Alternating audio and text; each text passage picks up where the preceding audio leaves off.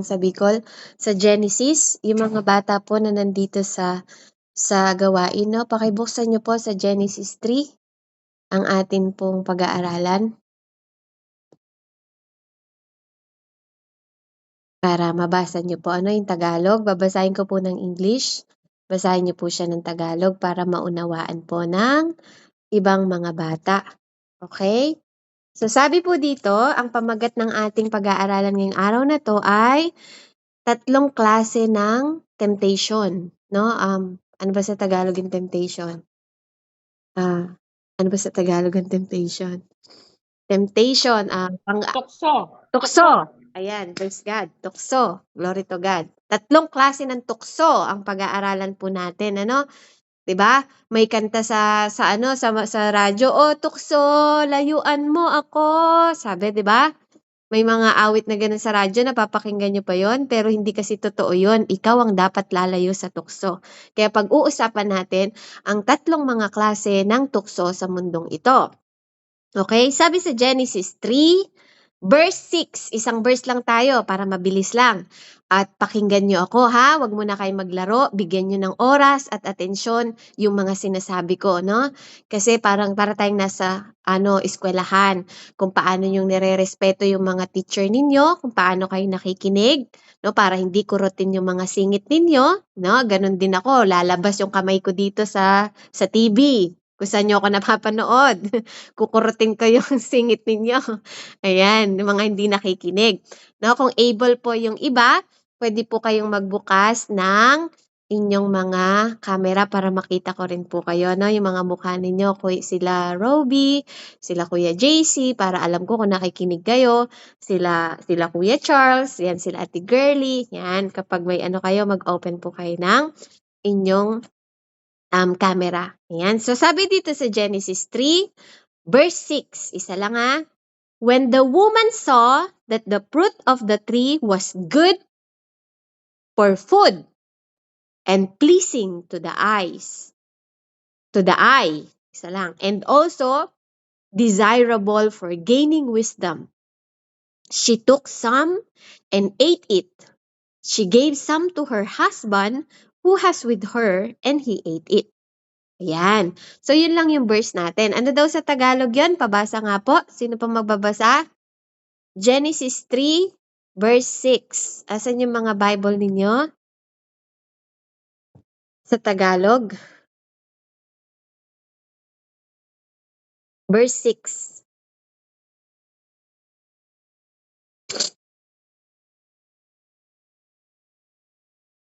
Ano nga sis? Genesis 3 verse 6? Apo. Sige na. Ang punong kahoy ay napakaganda sa paningin ng babae at sa palagay niya ay masarap ang bunga nito. Naisip din niya na kahanga-hanga ang naging marunong kaya umitas siya ng bunga at kumain ito. Binigyan niya ng kanyang asawa at kumain din ito.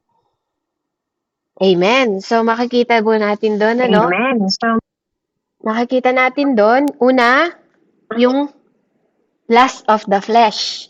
Yun yung pag-aaralan natin. No? Una, lust of the flesh, ibig sabihin, good for food. Sabi niya gano'n, ang punong kahoy daw, nakita nila yung punong kahoy, mute ko lang po yung sa Bicol, ayan. Yung punong kahoy na kanila, napakaganda. Diba? Nakita nila, napakaganda sa paningin. No? Napakaganda daw sa paningin ng babae at palagay niya ay masarap ang bunga nito. Naisip din niya na ang kahangahangang maging marunong kaya pumitas siya ng bunga at kumain ito at binigyan niya ang kanyang asawa at kumain din ito. So dito makikita nyo yung good for the food, good for food, maganda raw. So ibig sabihin nakita niya na maganda. No, kaya dito, ito yung bagay, pag-uusapan natin, lust of the flesh, sa laman, tukso sa laman pag nakikita ng mata. No po? Sabi niya dito, ito yung mga bagay na pinakaaasam-asam ng mga laman natin. No? Ito yung ano ba yung mga gusto natin, yung mga kabataan, yung bisyo, di ba? Pagsusugal, no? Yung mga gusto ninyo. no? Paglalaro, 'di ba? Yung sobrang mga laro, paninigarilyo, mga gusto ng laman 'yan, tuwan-tuwa, no? Tuwan-tuwa yung mga laman kapag naninigarilyo. Sinong kilala niyo dito, bata-bata pa naninigarilyo na? Ha? May nakita ba kayo? No, bata-bata pa naninigarilyo, ganyan. At hindi tapos ano pa, yung mga pagsusugal, 'di ba? Ganon yung mga yung mga sa kabataan, yung mga paglalaro ng mga video game, mga ganyan, no? Mga gustong-gusto mo ng laman mo, no? Na hindi ka na nagkakaroon ng malusog na pamumuhay. At ito yung mga bagay na pwedeng mawasak pati ang buhay mo at kalusugan mo. Kasi kapag nagpupuyat ka, kalalaro ng Mobile Legends, sino yung mga addict dyan, di ba? Sino yung mga hindi nga addict sa inumin, hindi nga addict sa pero sa mga cellphone addict na hanggang ang lalim-lalim na ng eyebag nila, no? Dahil yun yung gustong-gusto ng laman, di ba? Pero pag ganitong mga Bible study, di ba, tinatamad, no? Walang oras sa Diyos, no? Kaya nakakalungkot, no? Kaya yung relasyon sa pamilya, no? Sa relasyon sa pamilya, no? Na mas gusto nyo pang kasama ibang mga kaibigan nyo kaysa sa mga magulang ninyo, kaysa sa mga kapatid ninyo, kaysa sa pamilya ninyo, no? Mas nasisiyahan kayo na kasama sila. No po? For example, 'di ba? Itong mga bagay na 'to, no? Yung mga sa kabataan, no? Yung mga malalaswa na mga pangitain, mga libro, no? Mga malalaswa, pornography, 'di ba? Iba pang activity, na po, mga ganyan na bilang mga kabataan, ano yung mga nakapaglalayo sa inyo sa Panginoon. 'Di ba? Na hindi niyo nabibigyan ng oras ang Diyos. Yung mga iba diyan, yung mga maliliit na bata diyan, laro ng laro, 'di ba? Tapos walang panahon kay God. 'Di ba? Walang panahon. Pag halimbawa kakain na, pagkakain na ng pagkain, sumubo na lang, hindi na nagdasal, hindi na nagpapasalamat sa mga pagkain na hinahain, 'di ba? Dapat nagpapasalamat kayo, marunong kayong magpasalamat sa Panginoon, no? Kaya dito, ito yung unang klase ng tukso, yung mga nakikita natin, no? Yung mga gustong-gusto ng laman, yung gusto ng laman, no? Yun yung unang tukso. Yung mga gustong-gusto mong gawin, ha? Kaya kailangan ilayo niyo yung sarili ninyo bilang mga bata no, sa mga bagay na gusto ng laman. No po? At pangalawa, yung tukso ng mga mata, sa mga paningin, no? Kasi yung mga unang halimbawa ko, mga ginagawa nyo yun, mga activity nyo yun, mga paglalaro, mga ganyan, gusto nyo, ang yun, yung laman nyo ang may gusto nun. Pangalawa naman, tukso daw sa mata. 'Di ba? So, tukso sa mga paningin. Ano yung mga tumutukso sa inyo sa paningin? 'Di ba? Ito yung mga bagay na dumadaan sa mata. 'Di ba? Yung mga babae, yung mga lalaki diyan, pag may dumaan na sexing babae, nako, napapalingon pa, uulitin pa ulit yung lingon na ganyan ni Kuya Carl, pag may magandang babaeng dumaan sa niya, 'di ba? Sa kanyang sa daan niyang ganyan, 'di ba? Napapalingon pa siya, 2 beses pa siyang titingin. 'Di ba? Yung mga tukso ng mata, no? Yung pera, 'di ba? Pag nakakita kayo ng pera, pag hindi sa inyo yung pera, wag niyo kukuhanin. Tama? Kasi masama 'yon, 'di ba? Yun yung mga tukso ng mga mata na pag hindi sa inyo mga gamit na mga nagustuhan ninyo, 'di ba? Pag nakita ng mata ninyo, pumasok na sa isip ninyo, kukuhanin ninyo, dapat wag ganon, ha? Pag hindi niyo gamit, no? O kaya, mga bagong gamit ng kalaro mo, 'di ba? May bago siyang cellphone, nakita ng mata mo, nainggit ka. Mahirap kasi yung meron kang inggit, no? Yun yung tukso, no? Pag naiinggit ka sa tao, nakukumpara mo yung sarili mo, 'di ba? Yes, very good 'yan, Kuya. Very good, Robbie. No? Pag nakakakita ka ng ibang bagay na meron yung ibang tao, naiinggit ka. Mahirap yung inggit, no? Kasi nagiging masama ka kapag ikaw ay naiinggit, no? Na nakakapanakit ka, no? Bagong sapatos, 'di ba? Bagong yung ibang tao may bagong bahay, 'di ba? Lagi mo nakukumpara TV nila, 'di ba? O kaya gusto mo rin ng ganon, 'di ba? Mga bagay na gusto mo rin, na meron ka bagong damit, bagong uniform, bagong tsinelas, 'di ba? Mga ganyan. No, mga dumadaan sa nakikita mo ng mga mata mo, 'di ba? Na nagiging inggit, no? Nagiging sanhi siya ng inggit. Kaya nagkakasala ka kasi masama sa atin ang nagkakaroon tayo ng inggit. Hindi dahil may bago sila, 'di ba? 'Di ba? May mga bagay na pwedeng hindi mo nakukuha sa ngayon. Pwedeng kayo ngayon, pumasok kayo, may pasukan, di ba? Yung dating bag nyo, yun ang ginamit ninyo.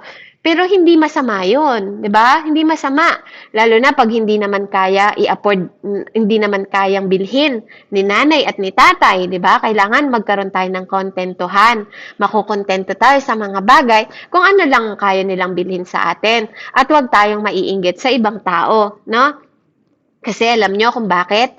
Alam nyo ba na kapag ikaw ay inggitera, no? Ang kasunod nun, magiging kang chismosa, magiging kang palaaway, no? Magiging palaaway ka, pinababagsak ng inggit, no? Pag ikaw ay inggiterang babae, inggiterang lalaki, pababagsakin nito ang pananampalataya mo sa Diyos, no? Kaya ikaw yung mga bata, huwag kayong laging naiinggit, no? Kasi masama ang ugali ng inggitera. No? Kapag inggitera ka, marami kang kaaway. Pag inggitera ka, 'di ba? Magiging chismosa ka paglaki mo. Kaya 'wag niyo pong ginagawang mainggit kasi ang inggit nakakamatay, no? Nakakamatay 'yon. Kaya pwede kang pumatay kapag nainggit ka. Amen. Pangatlo, ang tukso natin, no? Ano pa 'yung tukso? Pride. No, yung taas ng pride mo. No, yung desire, sabi dito, ito yung desire mo na gusto mong magkaroon ng wisdom, no? Kasi gusto niyang malaman, sabi nga, ayaw ipakain kasi yung pagkain na yon, ayaw silang pumutas ng bunga kasi magiging marunong daw sila, no? Magiging marunong. Yung gustong-gusto mong magkaroon ng karunungan, ano? Na pinagbawal kasi ng Panginoon yung puno na yon nung una, 'di ba? Na wag nilang kakainin, no? Si Eva, wag nilang kakainin yung bunga na yon. Kaya lang dahil sa kanyang kagustuhan na magkaroon ng karunungan, no? Na tinukso siya ng demonyo, no? Nagnanais ka na maging marunong. No, na kahit hindi pa panahon, no, minsan may mga bata na hindi mo pa panahon, gusto mo nang madaliin, no? Parang gusto mo nang lumaki agad, gusto mo nang matutunan yung mga bagay na hindi pa para sa iyo. Na po, kailangan huwag kayo nagmamadali, no? Ang karunungan, unti-unti nyo dapat inaalam, unti-unti nyo dinadanas, unti-unti nyo kinikilala, no po? Kaya dito, no, kung gusto mo, halimbawa, nakakaangat yung kaibigan mo sa'yo, no, ganon, wag tayong nagyayabang, yung pride, no, yung pride. Ayaw ng Diyos nung pride, yung masyado tayong mayabang sa ibang tao, or kaya sa magulang natin kapag inuutusan tayo, kapag gusto ng magulang natin na tumulong tayo sa kanila, di ba? Huwag kang maglalagay ng pride sa sarili mo, no? Yung nagmamataas, ibig sabihin parang pinagsasabihan ka ng magulang mo, nagmamataas ka pa, nagmamarunong ka pa, na parang ikaw ang mas magaling sa kanila. 'Di ba? Huwag pong ganun ang ugali natin, no? Yun yung pride na nagpapabagsak. Alam nyo ba, ang pride ang nagpabagsak sa demonyo, kaya siya tinapon ng Panginoon sa impyerno, no? Kasi si Satanas naging ma-pride. So, ayaw ng Diyos na mapagmataas kasi ibabagsak ka ng Diyos. Kapag mapagmataas ka sa magulang mo, pag pinagsasabihan ka niya, ibabagsak ka ng Panginoon, no? Kaya tinatanggal dapat yung mga ganito, no? Hindi mo kailangan hinahangad na mas tinitingala ka ng ibang tao kasi meron ka, no? Kung ano yung meron ka, ikaw din, huwag kang mayabang, no? Kung anong nasaan man ang katayuan mo ngayon, kung anong kalagayan mo, huwag mo dapat pinagyayabang sa ibang tao, no? Huwag kang tao na klase na parang ang gusto mo, pinupuri ka, tinitingala ka ng mga ibang bata. Hindi po magandang ugali yung ganon. Kaya mahalaga, no po, na tinatanggal natin yon sa sarili natin, no? Ayaw natin na gusto nyo ba lagi kayong pinapalakpakan ng tao, no? Okay lang yon yung kapag sa eskwelahan, di ba, nakakagawa kayo ng perfect, deserving nyo yon, no? Kasi nag-aral kayo mabuti. Pero sabi nga, laging ang honor, ibibigay natin kay God. No, salamat kasi binigyan ka niya ng matalinong pag-iisip para masagutan mo lahat ng exam mo at ma-perfect mo. No po? Ayan. So, kaya yung pag-aaway, no? Sa pag-aaway mo, tapos inaway ka halimbawa ng kalaro mo, naglalaro lang kayo kanina, inaway ka niya, 'di ba? Tapos ikaw, dahil nag-away kayo, ayaw mo magpatawad, 'di ba? Hindi mo siya gustong patawarin kasi Nag-away nga kayo, masama yun. Yun yung tinatawag na pride, no? Na nagmamataas ka pa kahit nagsosorry na yung nang away sa'yo. No? Mahalaga na matutunan mo ang magpatawad, no? Kailangan nagpapatawad at hindi ka nang aaway, no? Kaya yun yung isa sa halimbawa ng pride, yung ayaw mo magpatawad, ayaw mong patawarin yung nanay mo. Kung halimbawa nasaktan ka nila, napalo ka nila dahil sa tigas din ng ulo mo, o ayaw mong patawarin ang tatay mo, o ibang tao, o may mga nagawa silang mga kasalanan sa'yo na hindi mo nakakalimutan, no? Masama ang nagtatanim ng galit. Alam nyo kung bakit? Hindi nyo na maibabalik ang nakaraan, no? Ano man ang ginawa sa inyo ng mga tao, no? Ano man ang ginawa, kung may nagawa sa inyo yung magulang ninyo, o may nagawa silang pagkakamali, ikaw ba hindi ka nagkakamali? Di ba? Ikaw ba wala kang ginawang mali sa kanila? Diba? Dapat mong isipin na marunong ka dapat magpakumbaba. No? Kailangan, ang mga nakalipas na mga bagay, hindi mo na kayang ibalik. No? Walang bagay na nakalipas na nagawa mo na kaya mo pang balik-balikan. Ang kaya mo lang gawin ngayon na nasa harapan mo yan, baguhin mo yung kinabukasan mo. No? Yung tatay mo, kung lasinggero siya ngayon, o lasinggero siya noon, hindi mo na pwedeng ibalik yon. Pero ikaw, kaya mong baguhin ang buhay mo. 'Di ba? Kaya mo magdesisyon ng tama, 'di ba?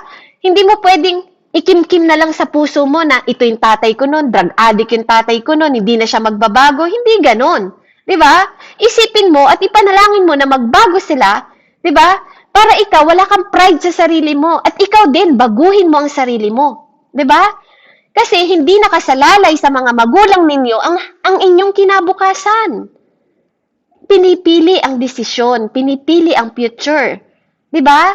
Masama man ang mabuti ang mga magulang ninyo, kung nakaranas man kayo ng karahasan at hindi maganda sa magulang ninyo, kailangan nyong laging mamili ng tamang desisyon para sa sarili ninyo at para sa kinabukasan ninyo. Kasi kayo ang nagdidesisyon. No, hindi na ma-pride. Huwag nyong lagay sa sarili nyo yung pride. Kasi wawasakin kayo niyan. Wawasakin kayo ng pride. No? Yung buong pagkatao nyo, yung kahit mabuti kang bata, pag nagkaroon ka ng pride, wawasakin ka niyan. No? Kaya iwasan niyo po 'yon. So lahat ng 'yan, lahat ng tatlong pinag-usapan natin, lahat 'yan ay nakapailalim sa tatlong klase ng tukso, no? Tukso ng laman, mga bagay na gusto mong gawin, no? Tukso ng mata, mga bagay na nakikita mo, no? At pride, no? Yan yung tatlong klase ng tukso na pinag-aralan natin ngayon. So ano yung pwede nating maging application? No? Ano yung mga pwede nating gawin para maiwasan natin 'to? No? Gawin natin daw na si Jesus ang prize. No po? Si Jesus, ang lahat ng mga ginagawa natin, lagi natin ipopokus yung ating paningin sa Panginoon, kung paano niya ginagawa sa atin na tinutulungan tayo, pinagpapala tayo. Ano? Kasi ikaw at ako, no, bata ka man o matanda, ikaw ang nagre-represent bilang Jesus sa mundong ito. Kasi wala na si Jesus, 'di ba? Sa pamamagitan mo, no, makikita ng mga tao na dapat, no, nagiging mabait ka, mabuti ka, 'di ba? Na marunong ka manampalataya, no? Lagi ka nakapokus sa ugali ni Jesus, mapagpatawad ka, hindi ka nagtatanim ng galit, 'di ba? Masunurin ka, obedient kang anak katulad ni Jesus. Dapat yung present niya, yung presensya na nararanasan ng ibang tao kapag nakakasama nila kayo. Kasi mabuti kayong bata, hindi kayo palaaway, marunong kayong magpatawad, hindi kayo maiinggitin, 'di ba? Hindi kayo mga bastos na bata, 'di ba? Lalaki kayo kasi may takot kayo sa Diyos. Pangalawa, lagi niyong isisik si God. Isik nyo ang Diyos, hindi yung mga material na bagay sa mundo. No po, ang mga blessing, darating lang yan. Huwag kayong gumagaya, isisik nyo si God, hindi yung mga material na bagay, at lalayo kayo sa mga masasamang gawain. 'Di ba? Yun ang gusto ng Diyos para sa inyo. Sa mga murang edad ninyo, matutunan ninyo na magkaroon ng takot sa Diyos. 'Di ba? At lalayuan nyo yung mga bagay na alam nyong hindi makakabuti. Marami na kayong nakita, napapanood nyo sa TV, yung mga bata na nagda-drugs, sumisinghot ng rugby. 'Di ba? Saan sila napupunta? Sa kulungan. Gusto nyo bang mapunta sa kulungan? 'Di ba? 'Di ba? Pumapatay sila, 'di ba? Nalululong sila sa alak. Saan ang bagsak nila? Lahat sa kulungan. 'Di ba? Kaya gumawa kayo, alam nyong masama 'yon, alam nyo na at napanood nyo na, nakita nyo na sa mga drama, no? Ng mga pangyayari, huwag nyo nang gagawin yung alam nyong masama. Mag-ask kayo sa Holy Spirit na tulungan niya kayo. No, pag nagdadasal kayo, 'di ba? Lagi kayong mag-aas na Panginoon, tulungan mo ako na malagpasan ko lahat ng pagsubok na 'to sa pamamagitan ng pananalangin. No po? At pang-apat, no, magpo-focus ka kay Jesus, hindi sa mundong ito, kasi sabi ni Lord, ang nagmamahal sa mundong ito ay kaaway ng Diyos. No? Alam niyo kung bakit? Kasi lahat ng nakikita niyo sa mundo mawawala yan. Pero ang salita ng Diyos hindi mawawala. No, kaya si God, tinukso din siya. Pag nabasa niyo sa Matthew 4 hanggang 8, makikita niyo doon kung paano tinukso si God ng demonyo. Pwede mo bang basahin, Raymond? Matthew 4 hanggang 8. Para malaman niyo si Jesus din tinukso. Hindi lang si Eva, tinukso din si God. Mateo 4 hanggang 8.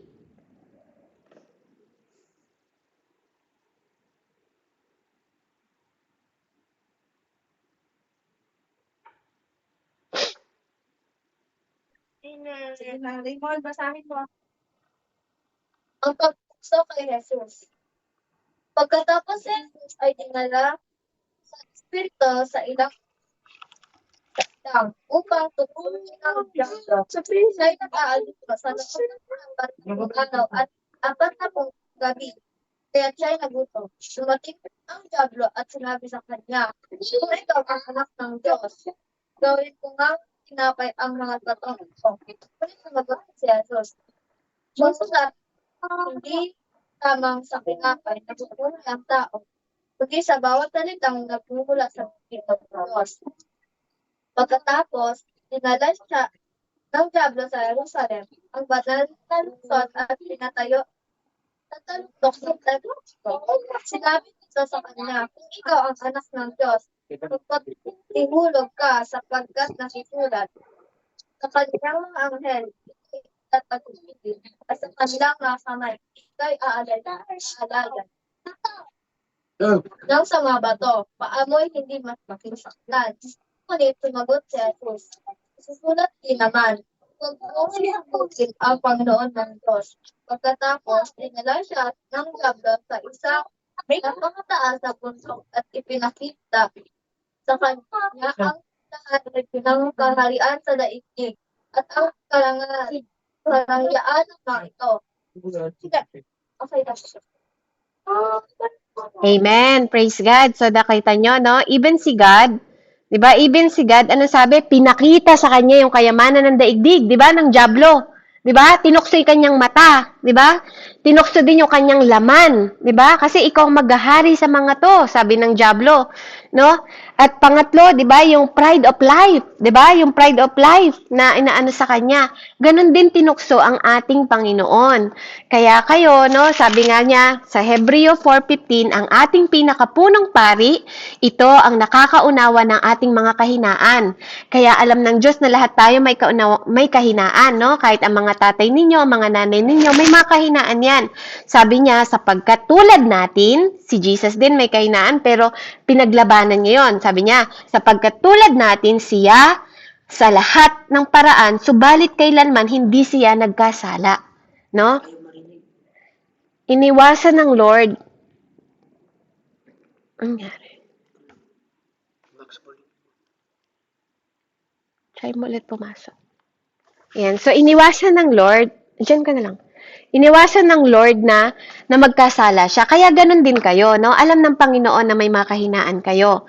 Pero, no po, dapat tayo ang umiiwas sa mga kasamaan. Kaya mahalaga na maintindihan nyo yung tatlong klase ng tukso na hindi nyo dapat ini-entertain or ginagawa, no, bilang mga kabataan, bilang mga youth, no, na dapat naiintindihan ninyo. Kaya ano yung mga natin, 'di ba? Yung tukso sa laman, tukso sa mata, mga nakikita natin at yung pride, no? Yung pride natin, yung ating pagmamataas, no? Pagmamataas natin sa ibang tao.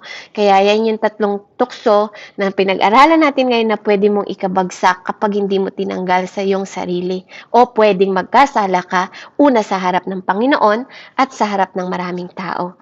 Kaya tayo po ay magpasalamat sa Panginoon. Hallelujah. Panginoong Diyos, maraming salamat po sa mensaheng ito.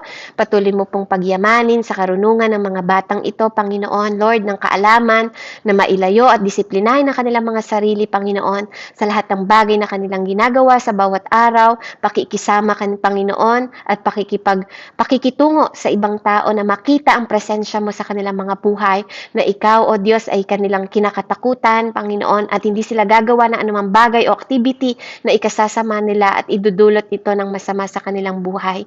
Kaya naman, Ama, ang tatlong tukso na to, nawa, Panginoon, ay maitanim nila sa kanilang mga puso at makita nila ang kapagkakaiba ng taong lumalakad sa matuwid at taong lumalakad, Panginoon, sa mga mali. Kaya naman, pagpalain niyo ang mga batang ito, Panginoon, at pagkalooban mo sila ng karunungan na nagmumula sa iyo. In the mighty name of Jesus, I pray. Salamat po, Ama, sa ngalan ng Ama, Anak, at Espiritu Santo. Amen and amen. Glory to God and God bless po. Pumasok ka na ulit, anak. Baka magkaroon na. Baka may tumawag sa'yo, tapos kaya mawawala yun. Para makasagot ka. Ang mensahe, mga kids, alam nyo naman, madami yung nagiging matigas ang ulo. Ayan. Praise the Lord. Sa mga batang na itutuwid ng mga magulang. Or dito ka na lang sa tabi ko para pag sumagot ka. Yan, bago po tayo dumako po tayo, mag-conclusion, dumako po tayo sa sharing. Siyempre, dadako po muna tayo sa Bicol, pababa ng Pampanga. Ayan, yun ang Diyos. Sa mga nasa Bicol, prepare niyo po yung mga take-away at saka yung gustong mga magsalita. Sige po, i-open niyo na po yung mic niyo po. Sa inyo na po yung mic muna.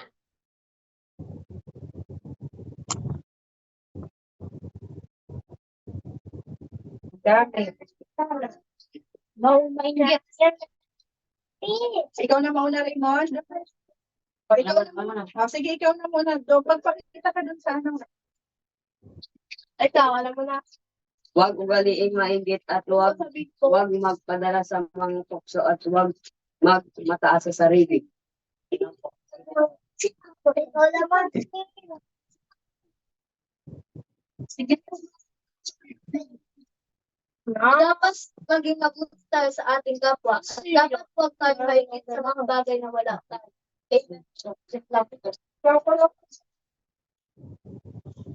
Huwag ugaliing maging mainggit tayo. Huwag ugaliing mainggit na sa mga maidudulot sa buhay.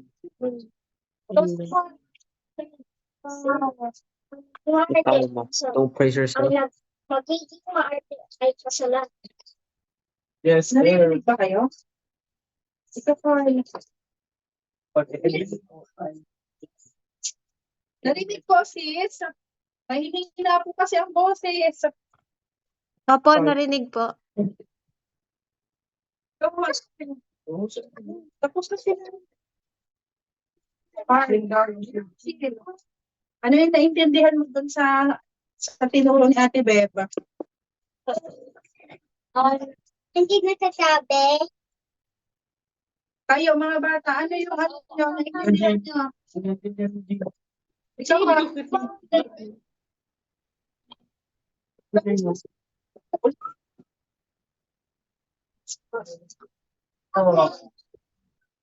Ikaw naman pala. Meron pa po? Yun po, yung naka-lavender po, si Kulot. Kulot! Anong take away mo, Kulot? Ay, wait, Kulot.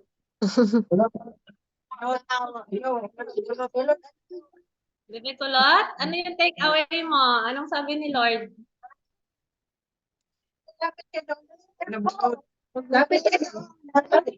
Huwag mo arte, sabi mo. Maarte. Maarte.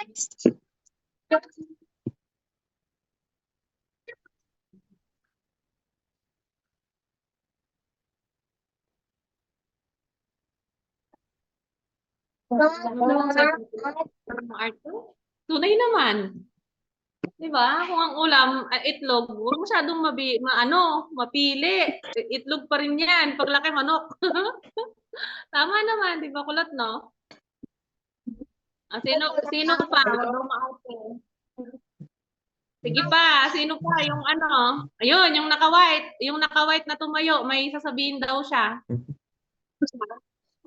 Sige na. Sige na. Magkakayaan sila. Sige na, para Sige na, kakain na ate. kayo. Malapit tayo kumain. May Shanghai kayong nakahanda. Uy, sinishare sila kay ate. Kay ate Jane eh. Nahihiya lang sila magsalita. Wait lang anak. Pagsalitain natin yung mga bunso. Para masanay sila. Kinakabisado pa yung sasabihin. Sige, nalapit kayo dito Para marinig natin yung takeaway. Bilis na, Ate Shin. Sabihin mo na, ilapit mo sila. Ate Shin. Nahihiya sila eh. Buti pa si Ate Kulot, sabi niya, huwag tayo maarte. Totoo naman. Huwag daw sila Ayan. Sige. Sige, sabihin mo na kahit mabilis lang. Hiramin ko yung relo mo. Sige. Sige na. Ano daw?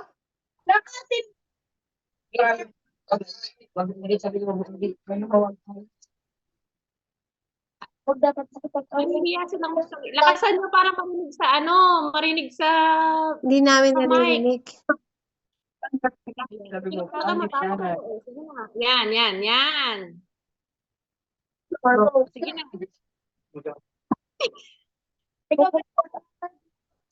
Para silang napapasok. Sige, si Kuya JC na, Ate at Tita Nika. Anak, sige na. Mag-share ka na, anak. Sorry. Paano si Toto? Yan lang po. Amen. Sige, anak. Share mo na. Yung natutunan ko po dun sa kwento ay lagi po tayong magpakumbaba, umiwas sa anumang tukso sa ating mundong ginagalawan.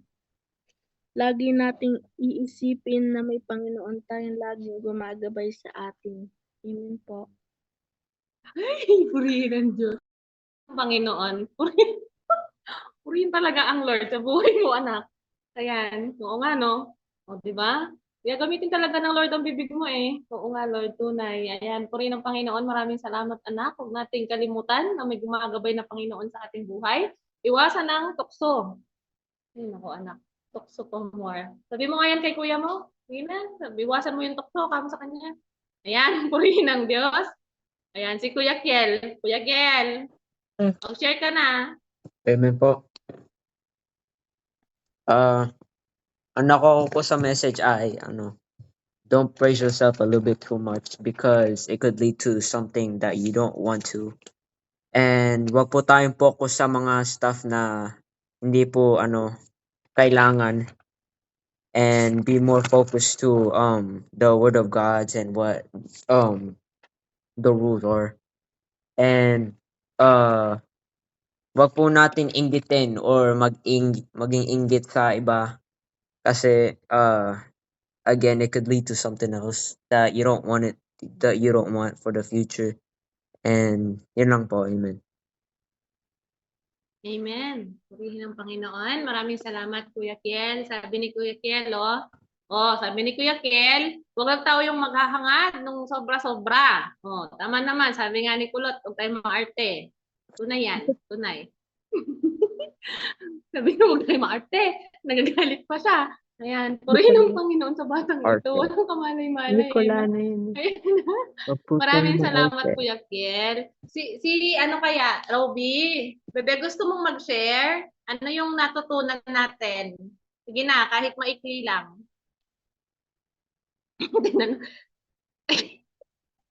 Tinan mo si Kulot, no? Yung baby sabi niya, huwag tayo maarte. Parang tinaob niya yung lamesa eh. Huwag tayo maarte. Roby, anak, gusto mong mag-share?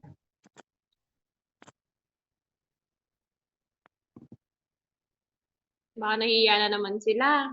Sige po, mag-picture-picture muna tayo. Open your cam. At tayo po ay malapit nang matapos sa ating gawain. Ayan. Dikit kayo, Ayan. Carl. Dikit kayong lahat. Carl. Ating camera. Mga magaganda. Yung mga Kulot? kabataan, yung mga lalaki dito sa gilid, dikit kayo dito. Para Pa-open makita. ng camera, Jane. Pa-open ng camera, anak. Magpipicture lang tayo, tas magpo-closing na. Ako close na ba? Nagko-closing. Dobby, pa-open ako ng camera.